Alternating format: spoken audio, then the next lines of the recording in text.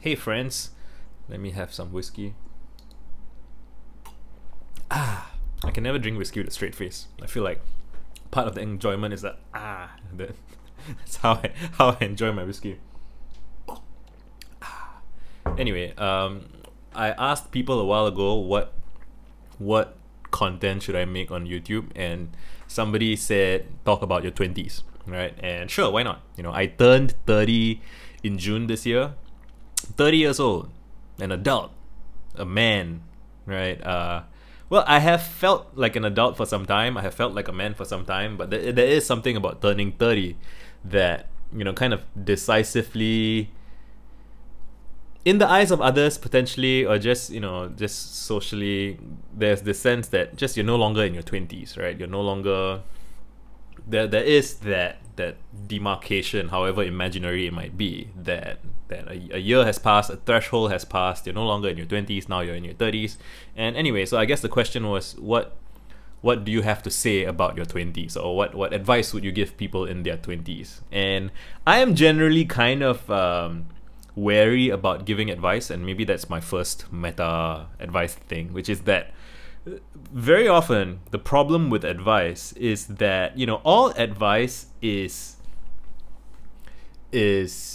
constrained by the utterances in the advice, right? There's no advice. All advice is context dependent to a degree that you may not appreciate until you encounter a different context, right? And another phrase I have is sufficiently caveated advice is indistinguishable from chaos. Meaning, just for any piece of advice, take things slow. Like, no, you should move fast. And, so when do you do things slowly and when do you do things quickly, right? And, to fully explain all of the possible scenarios in which it's advisable to act slowly versus it's advisable to act quickly, it takes a lifetime to figure that out. And that's living, right? That's how you figure it out.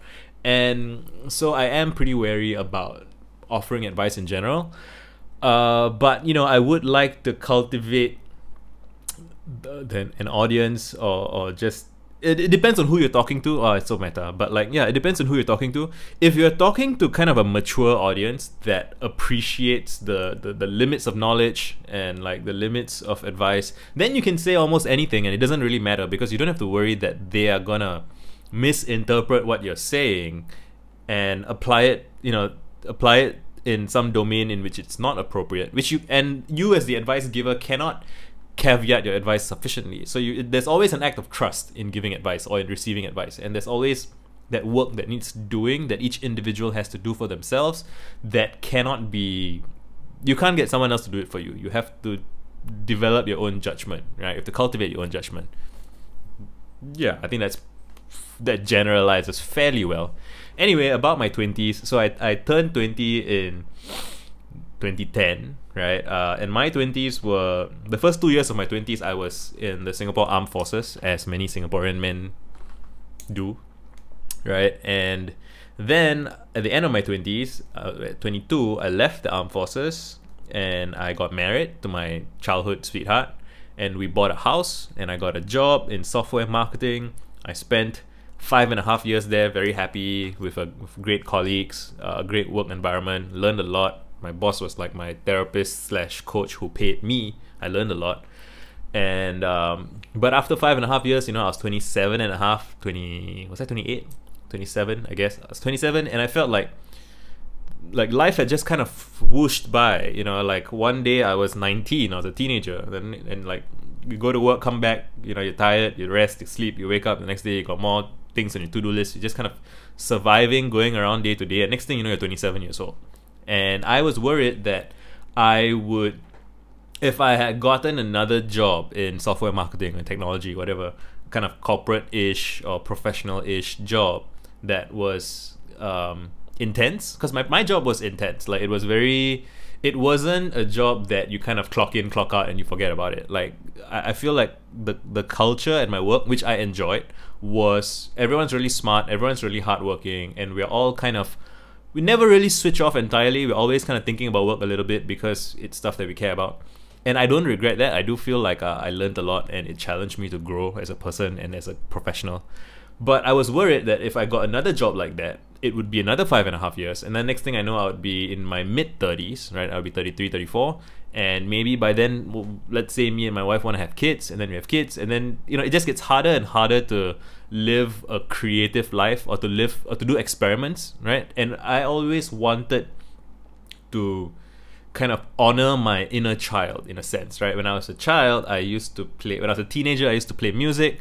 I used to read a lot. I used to want to write at some level. I was blogging, right? So I didn't get to blog as much for myself while I was at work. So prior to starting my work, I used to blog for fun and for pleasure and for passion, right? Whatever I felt needed saying, right? I would say it on my blog. And that was how my boss found me. And I was determined to do more of that kind of personal writing. I did make sure to do a little bit of it every day, or almost every day. So I would write for myself on my commutes, on the way to work, and on the way back home, and sometimes at night. And I'm very proud of my younger self for making sure to always spend a few minutes every day, roughly. Sometimes I would go a few days without, sometimes I would go a couple of weeks without. But generally, over my 20s, I tried to make time for my personal writing, because that was important to me. I felt like if I had stopped doing my personal writing, I would have kind of let the dream die, in a sense, right? I would have kind of given up on my I would have shut the door on a part of myself that I didn't want to shut the door on, because I felt that there was something beautiful and valuable there that I wanted to keep alive, right? So I was writing as much as I could, but it's not enough, right? There's like so much of my head is work, and then there's like this little space for my personal creative work, and I wanted to know, what would it be like if I spent a year of my life kind of allowing that small sliver of creative energy to take up my whole day, whole month, week, year, right? And so I did save up money to make sure that I could afford to do that.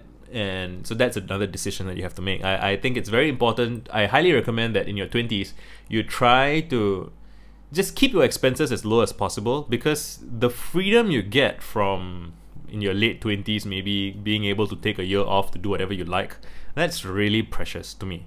And I have friends who are, you know, doctors, lawyers, investment bankers, and they made much more money than I did, but they also had higher standard of living. Like, they have cars and nice houses and handbags or whatever it is they spend their money on. And so for them, taking a year off is like unfathomable. And so in a sense, they are more constrained by their life than I am. I'm blessed to live a very free life, in a sense.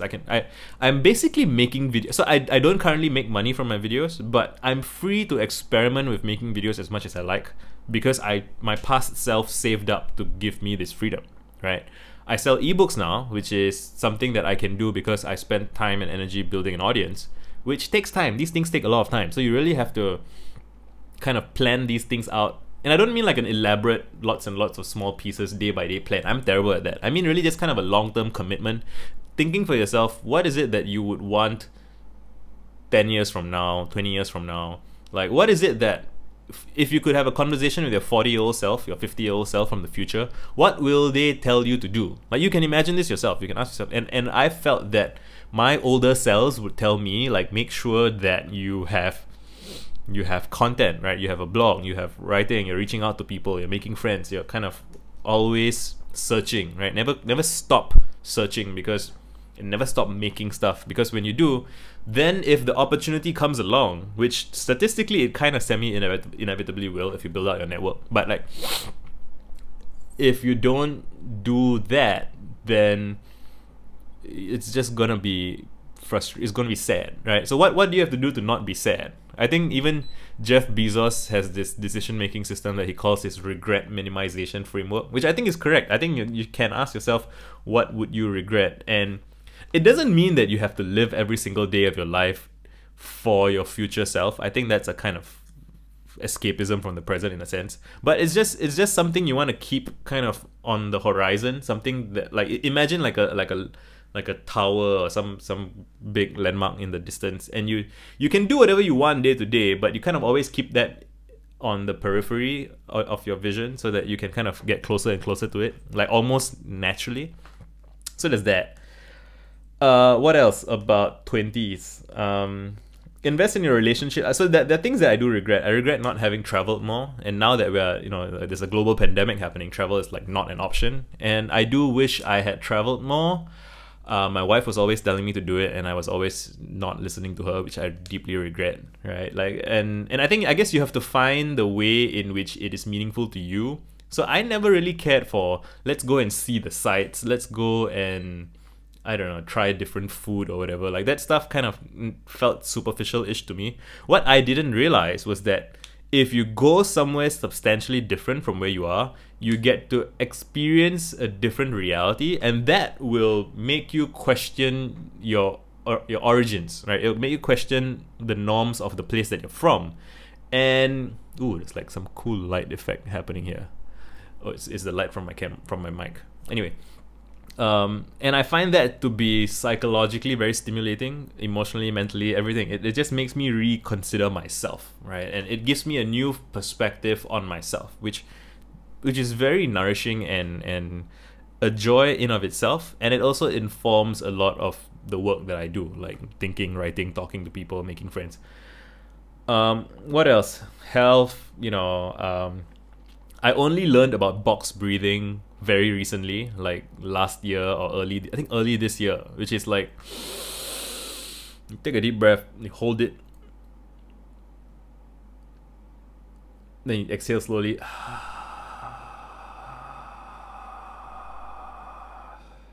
then you hold it, then you inhale slowly again.